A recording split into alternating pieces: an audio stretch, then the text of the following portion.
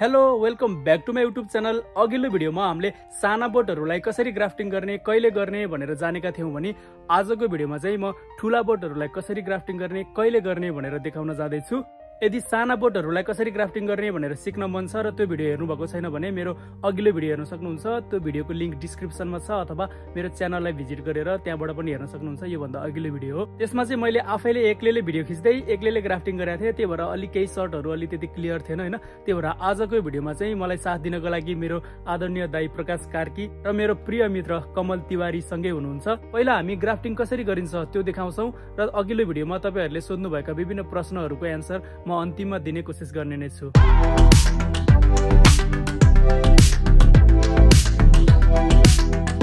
मैले पहिलेदेखि भन्दै आएको जहिले पनि हाँगा लेख्दाखेरि बर्ड नफुटेको हाँगाहरू लेख्नुपर्छ, मुना नपलाएका हाँगाहरू लेख्नुपर्छ।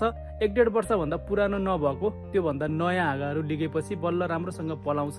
कस्तो हाँगा लिग्ने भनेर पनि सोधिरहनु भएको थियो हैन।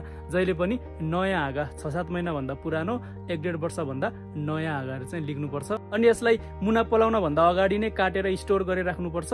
अब यतिखेर त अलि ढिलो हुन लागिसक्यो हैन। मैले अघिल्लो भिडियो बनाउँदाखेरि चाहिँ त्यतिखेर राम्रोसँग पालुवाहरू पलाइसकेका थिएन। त्यही भएर बोटबाट सिधै काटेर ग्राफ्टिङ गर्दा हुन्थ्यो। तर अहिले चाहिँ अब सबै फुलहरू फुलिसकेको छ हैन।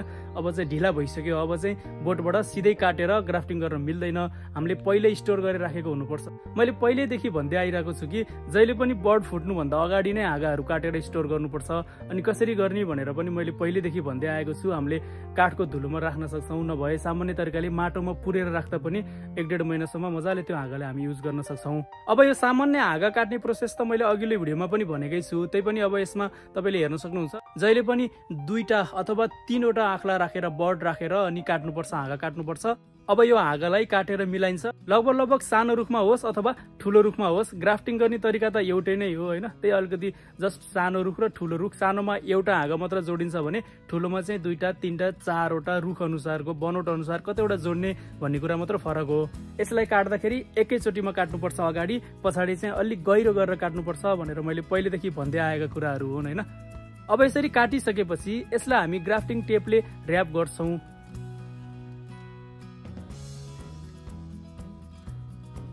यसले चाहिँ मजाले यो हाँगालाई छोप्पिनी गरेर बेर्नु होला।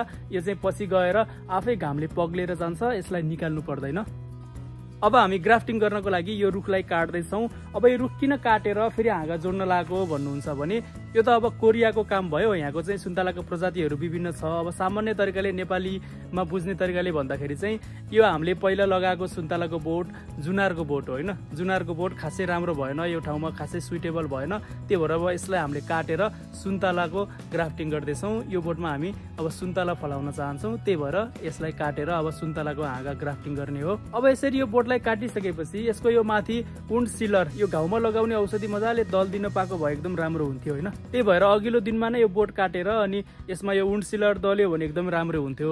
तर हामी चाहिँ अब आज बिदाको दिनमा यो काम गर्दैछौँ अनि अघिल्लो दिनमा यो गर्न भ्याइएन। त्यही भएर आज तत्कालै यो ग्राफ्टिङ गर्दैछौँ। त्यही भएर चाहिँ यो वुन्ड सिलर नदलिकन हामी यसलाई सिल्भर फोइलले मजाले बेर्दैछौँ। सकेसम्म यदि तपाईँले गर्दै हुनुहुन्छ भने ठुला रुखमा चाहिँ अनिवार्य रूपमा यो घाउमा लगाउने औषधि दल्नु होला।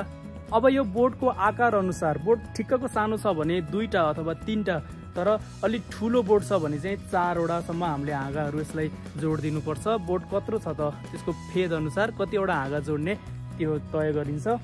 जस्तो अब यो बोट अलि सानो छ, ठिक्कको छ, यसमा हामी 2वटा हाँगा जोड्दैछौँ। हाँगा जोड्दाखेरि यसको साइडमा हल्का बोक्रा तल काटिन्छ। यसलाई काट्दाखेरि जहिले पनि एकदमै धारिलो चक्कुले काट्नुपर्छ, नत्र भने चोट लाग्यो भने यो सर्दैन। सर्न त सर्छ, सजिलोसँग सर्न सक्छ हैन। तर पछि गएर यो बोट बिग्रिँदै जान्छ, राम्रो हुँदैन सरे पनि। त्यही भएर काट्दाखेरि एकदम मिलाएर एकैचोटिमा काट्नुपर्छ।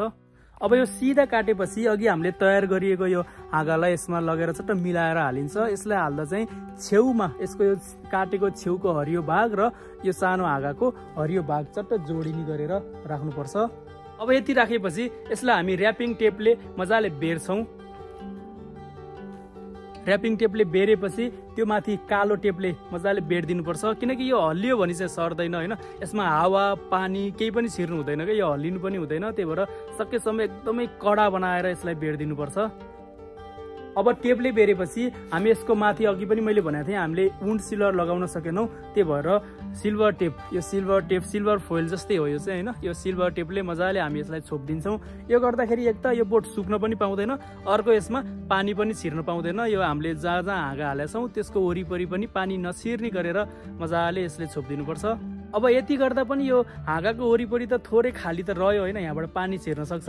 त्यही भएर अघि हामीले सुरुमा युज गरेको यो ग्राफ्टिङ टेप यसले फेरि एकचोटि बेड दिएपछि अब यहाँ खाली ठाउँ रहँदैन, यहाँबाट पानी छिर्न पाउँदैन। 15-20 दिनसम्म त पानी कति पनि छिर्नु हुँदैन, पानी जहिले पनि फेदबाट दिनुपर्छ। त्यही भएर अब यति गरेपछि हाम्रो ग्राफ्टिङ सकिन्छ। मैले पहिलो भिडियोमा पनि सबै कुराहरू एक्सप्लेन गरेको भएर यसमा मैले त्यति धेरै एक्सप्लेन गर्न चाहिनँ।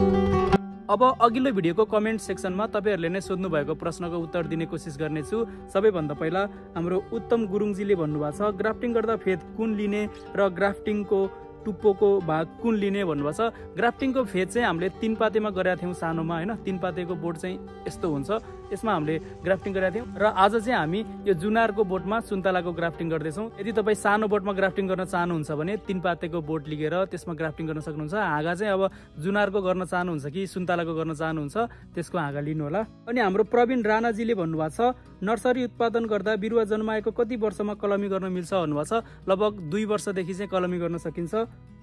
के रुट स्टक बनाउँदा 3 पाते नै चाहिने हो र भन्नुभएको छ। 3 पातेमा गरियो भने चाहिँ 3 पाते एकदम बलियो हुन्छ कि रुख लामो समयसम्म बाँच्छ, त्यही भएर त्यसमा गर्दा राम्रो हुन्छ भनेको त्यो नै चाहिने भन्ने त होइन।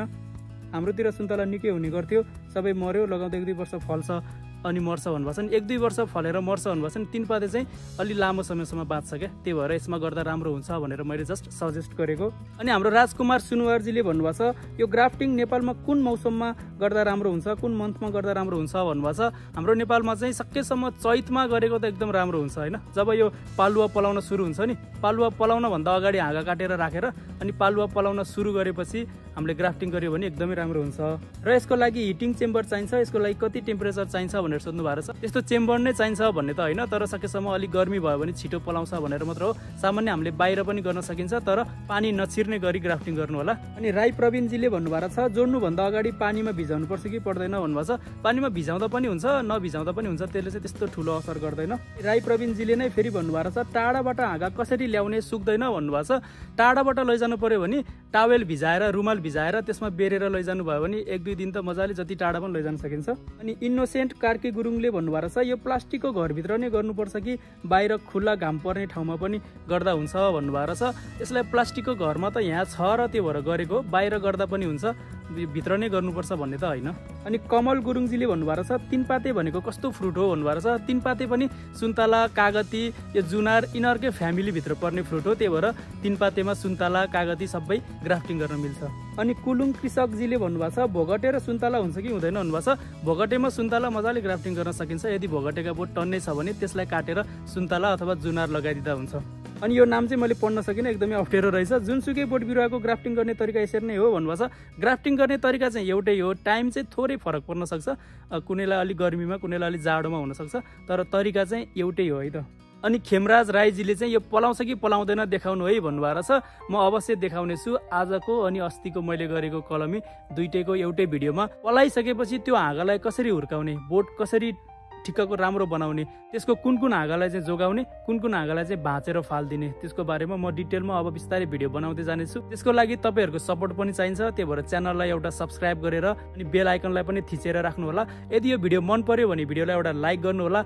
अरू पनि केही जान्न मन लागेको कुराहरू छ भने कमेन्टमा लेख्न सक्नुहुन्छ, म अर्को भिडियोमा सकेसम्म त्यसलाई समेट्ने कोसिस गर्नेछु, नभए कमेन्टमा रिप्लाईको मार्फत पनि म रिप्लाई दिने नै छु होइन। अब अर्को भिडियोमा भेटौँला, त्यतिन्जेलसम्मको लागि बिदा चाहन्छु। Bye bye, take care.